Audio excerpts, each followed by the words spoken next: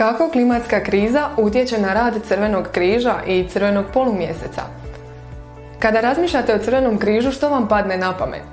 Prva pomoć, dobrovoljno davanje krvi, odgovor na katastrofe.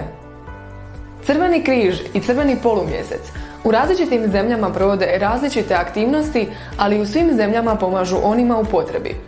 Važno je prevenirati situacije u kojima ljudi trebaju pomoć, a to postižemo radom u zajednici kako bi se stanovništvo što bolje pripremilo i lakše oporavilo od katastrofe, to jest ostalo zdravo i na sigurno.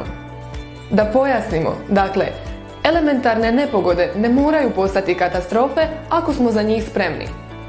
Elementarne nepogode, kao što su poplave, velike oluje, toplinski valovi, zbog klimatske krize događaju se češće i postaju intenzivnije. Osim ekstremnih vremenskih uvjeta, klimatske promjene utječu i na naše zdravlje. Ugroženi su izvori hrane.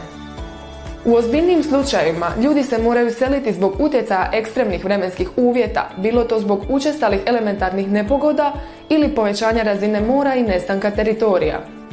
Dakle, zašto je Crvenom križu stalo do teme klimatskih promjena?